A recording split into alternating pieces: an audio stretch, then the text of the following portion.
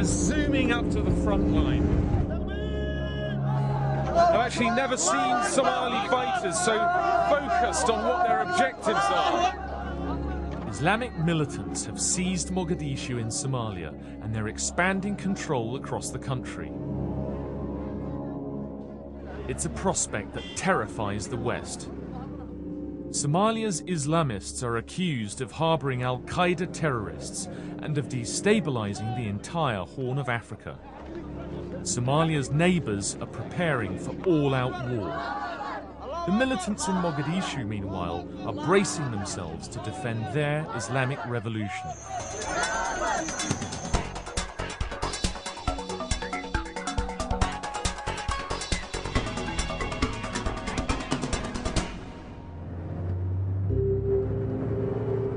Mogadishu is notorious for being one of the most dangerous cities on earth.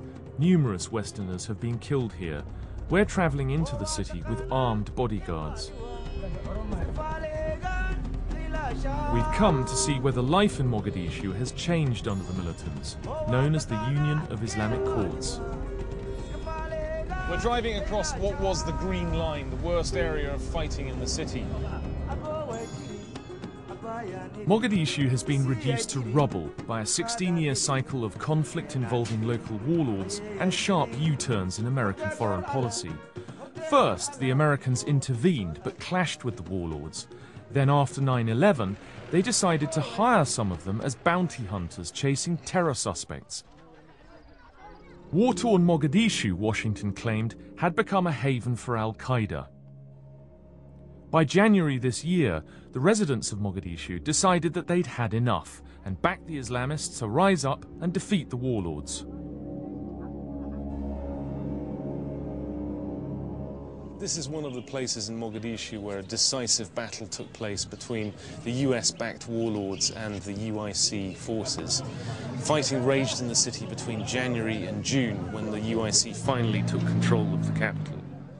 By then, Somalia's long civil war had claimed 500,000 lives.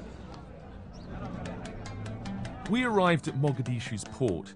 During the civil war, this was devastated by fighting, a focus for competing factions trying to control the country's economy.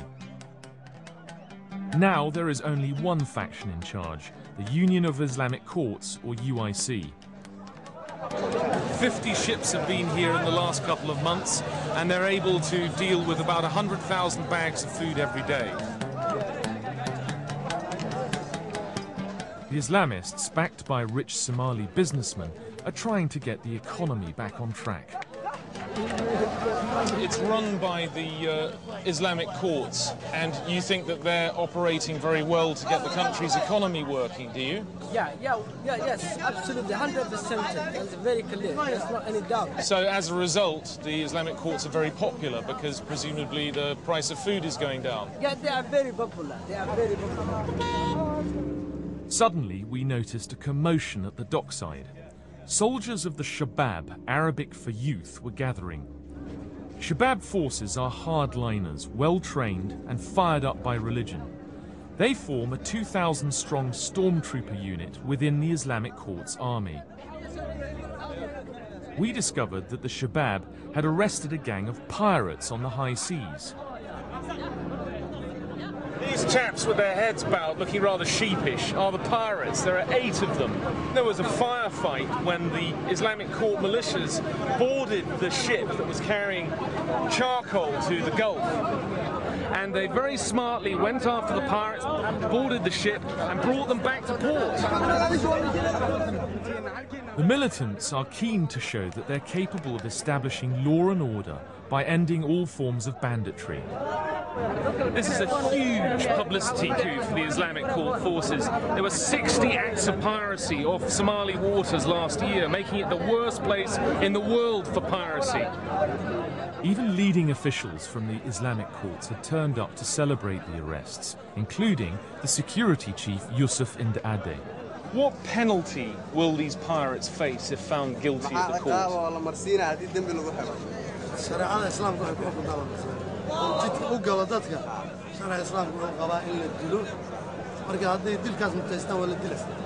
The Sheikh says that the pirates will face punishment under Islamic Sharia law, and the penalty could include execution. The Islamic courts are sending a message to the outside world.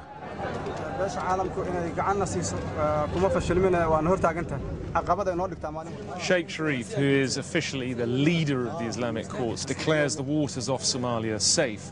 But he also says that he doesn't feel that the international community recognises the contribution brought to security by the Islamic courts in Somalia. Winning against the warlords in Mogadishu may have been the easiest part of the job. Now the Islamic courts are under pressure to actually govern. We went to find out more about their attempts to make the city safe. We've come to a police station in Hamawain, the historic centre of Mogadishu. Until now, the Islamic courts have been mainly focused on subduing anarchy, but the population really wants them to establish civic institutions and administration, and this police station is part of that. The new police force is run by the Shabab militant forces. This is OB. Yes. Right, this is the OB, the occurrence book, which every functioning police station should have. Most of the incidents are not criminal, but are civic in nature. People coming back to houses which they're claiming as their own, trying to get rid of squatters, or arguments over vehicles, or arguments over places of business. Has the number of violent crimes reduced over recent months?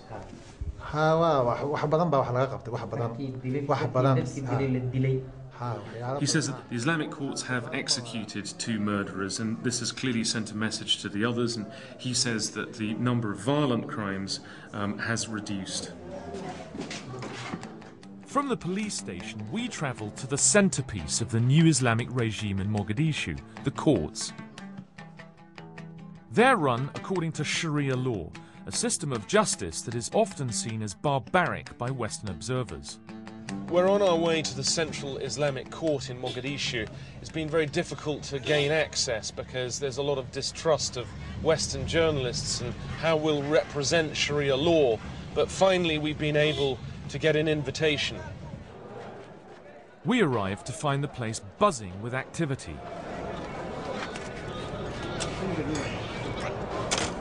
Islamic justice has speeded up its operations in the last few weeks. They've already handed out some executions and floggings and stoning sentences. The courtyard is full of people attending cases. The buildings are being painted and renovated. This is the first real justice system that has existed in Somalia for the last 16 years since the civil war started. Court cases were already in session around the complex of buildings. While it's true the courts can hand down harsh criminal punishments, we were surprised to find them more preoccupied by civil cases. At a central hall, we witnessed the appointment of dozens of new magistrates or qadis. One of the core issues in resolving the civil war in Somalia is the return of hundreds of thousands of properties that were looted during the fighting. And the Islamic courts have become popular because they have begun the process to return property to their rightful owners. And Sheikh Abdul Qadir is lecturing the magistrates on how they must conduct those cases. We crossed the courtyard to observe an appeal case hearing. This unusual dispute was about a man who had stabbed his wife. Sentence was that he should pay her family 5 camels, or the equivalent in cash, and the magistrates were now hearing his appeal. The man is in jail meanwhile, and the wife, who suffered internal injuries, is not going to get whatever compensation money is paid. It's going to go to her family, and she meanwhile has agreed to go back to him after he's released. This may not look like a court in Britain, but it appeared due legal process was being followed.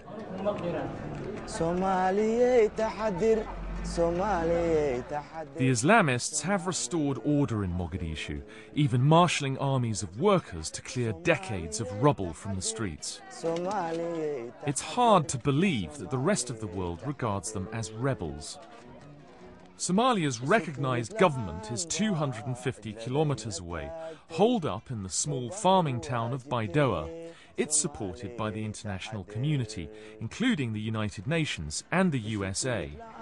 We are the only two Westerners in Mogadishu, apart from 3 European nuns.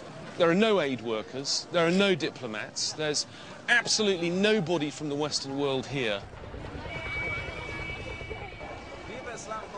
Yeah? Viva. You Viva Islamic courts? Yes. You like them? Yes. Yeah? Because it creates stability, does it?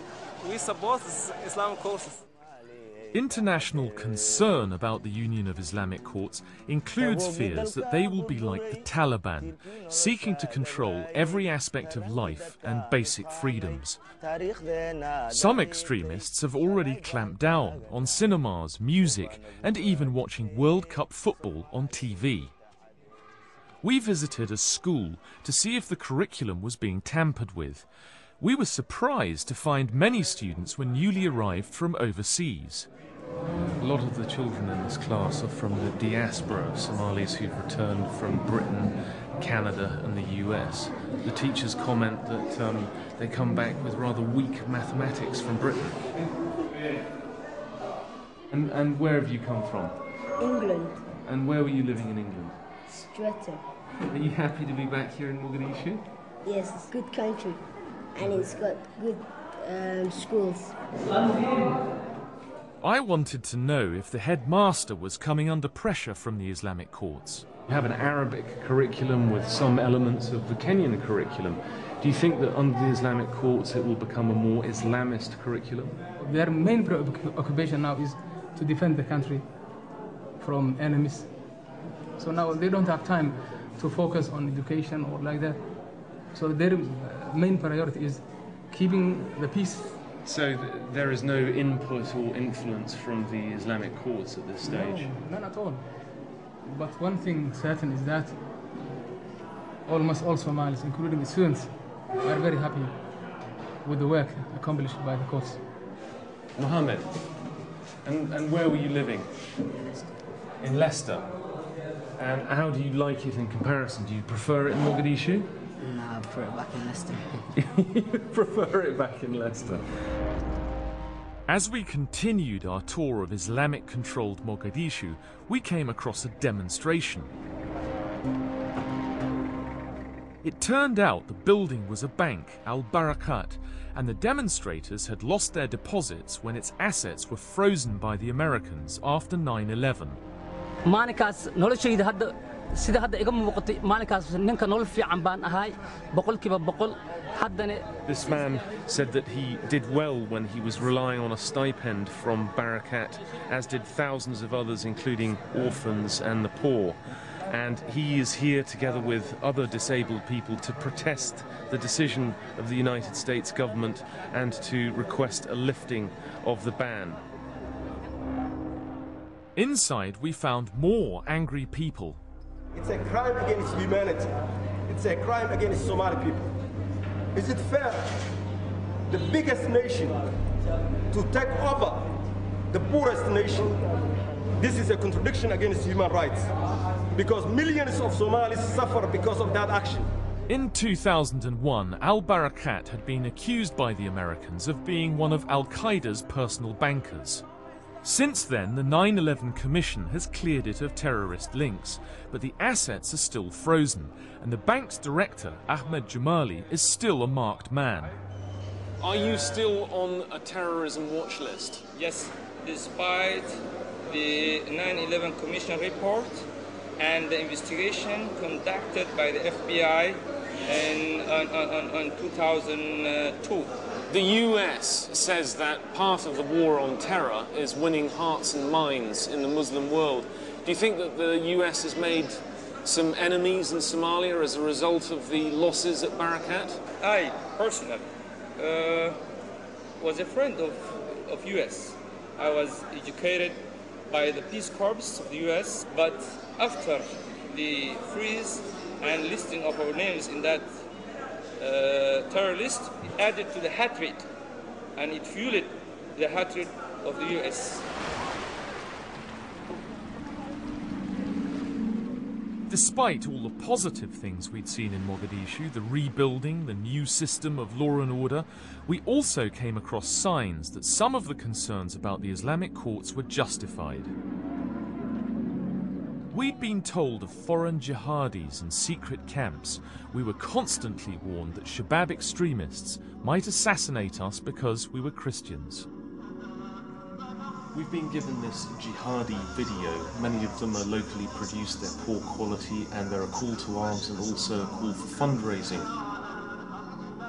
Here you see images and the voice of Osama bin Laden describing Somalia as being in the front line of the global Al-Qaeda jihad. The West has accused the UIC of harbouring terrorists involved in acts around the region of Eastern Africa. Of course, it's impossible for us to establish whether that is true, but this video, apart from including the images of Osama bin Laden and other Al-Qaeda leaders, also celebrates some of the leaders of the UIC and their acts in this war against all of their rivals. We've been invited to interview Sheikh Hassan Dahir Awais, who is the most influential leader in the Islamic revolution taking place in Somalia. He's chairman of the Shura Council, and he's also the ideological leader for Shabab and the militant Islamic forces. It's alleged that you are harbouring 3 terrorists linked with the 1998 US embassy bombings in East Africa, and that members of the Islamic courts have been linked to murders of aid workers and other terrorist acts. anigana waxay ugu daninayeen inaan dawladda islaam inaan dhiso rabo. The Sheikh says that he knows that the United States doesn't want the Islamic courts to install an Islamic government in Somalia, and so they make up these allegations of terrorism links, for which he says they have no evidence. Do you think that you'll become more moderate? Or will you have more power to install the kinds of reforms that people say they feel might become like a Taliban-style government in Somalia? haddii ay u jeedaan baalki muxuu ahaa qanyar socodka ama moderationka haddii u jeedaan qaabka reer Awais says that they will pursue an Islamic system, but at the same time take what is good from the West in terms of moderation. Not everything. We heard that crowds were gathering at the airport to greet some very important guests. The Islamists have spread control across a swathe of Somalia, but despite trying to unify people under the banner of religion, clan rivalries still divide the Somalis. This has brought them to the brink of war with the internationally recognized government. Now, suddenly, members of that government had flown in. The Islamic courts were hoping they'd come to join them. The Islamic courts are riding on a wave of popularity in Somalia today. Meanwhile, the government in Baidoa is collapsing in on itself. Here, the Speaker of Parliament is officially trying to save the peace talks, but some say that he's here to defect to the Islamic court side. Sheikh Adaw, the Islamic court's foreign secretary, was delighted to see them. You're obviously quite excited. There were very euphoric scenes of like a reunion. We are always excited for Somalis to come and join. The Islamic courts have pacified Mogadishu as well as the other areas under its authority. And we are appealing to all Somalis to come, to return regardless of their political position. As it turned out, the speaker was only there to push a peace plan. Talks have all but broken down, and now war is looming between the forces in Mogadishu and the official government. And that's drawn neighbouring Ethiopia into the battle over the future of Somalia. The Ethiopians have massive troop numbers, aircraft and heavy weapons. They've declared war on the Islamic courts, who are now rallying support for jihad, or holy war. It's quite an electrifying, wild atmosphere in Mogadishu at the moment. All the time there are groups going off to the front line. They're not armed with anything more than their devotion to Islam and a few machine guns. Hatreds between Muslim Somalia and Christian-led Ethiopia go back centuries. A fresh clash of civilizations now threatens to engulf the Horn of Africa. the Islamic court militias have had the power to mobilize Somalis in a very effective way because they can appeal to their sense of nationalism because Ethiopian soldiers are on Somali soil. And that, mixed together with the militant Islam that has restored law and order to Mogadishu, makes for a very potent mix. Some of the fighters being thrown into the Holy War are so elderly that they wouldn't look out of place on the set of Dad's army. These are old veteran soldiers from a government that fell 16 years ago, and they're being thrown into the jihad again to help the Islamic court forces.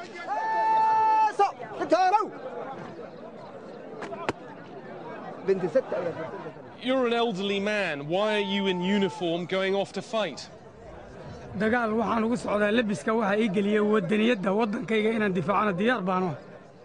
This man says he put on his uniform to defend Somali nationalism. He was in the war against Ethiopia that took place in 1977, and he says that he's going back to fight against the Ethiopians to defend his people and his religion and his country.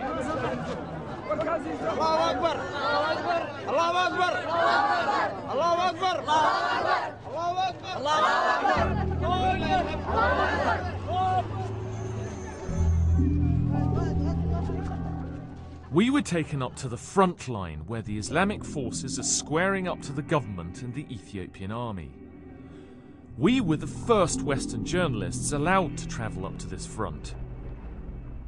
Many of the Islamic fighters, Shabab extremists, were angry to see us, Westerners, in their midst. But luckily, we were with Abu Mansour, a Shabab leader. Yeah, that's right.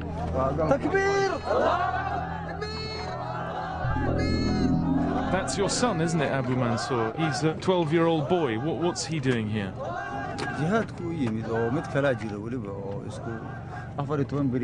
Abu Mansour says that his two sons came to the front line for jihad, fulfilling a wish he had when they were born.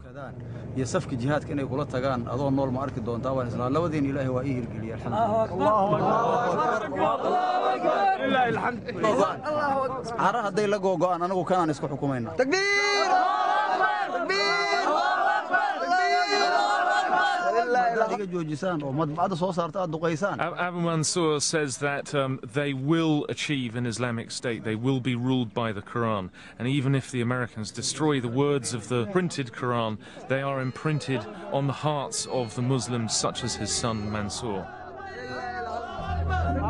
All of these are the young Shabab militias.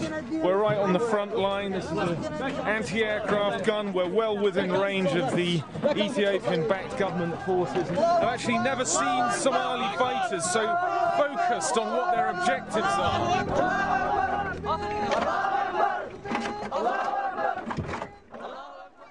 Back in Mogadishu, for the first time in their lives, these kids are enjoying peace.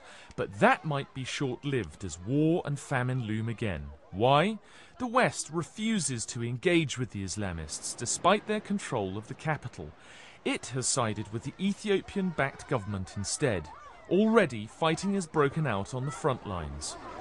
Today, in this post-9/11 world, there's an Islamic revolution taking place here in Mogadishu. It was the Islamic courts, not the Americans or the United Nations, that ended the anarchy and began to re-establish the economy. But now Somalia sits at a crossroads, and there are fears of a fresh, terrible regional conflict, and also of the more extreme elements in the Islamic courts wanting to export jihad. واتقانا كان وادوا اسكفاليغان إلى شام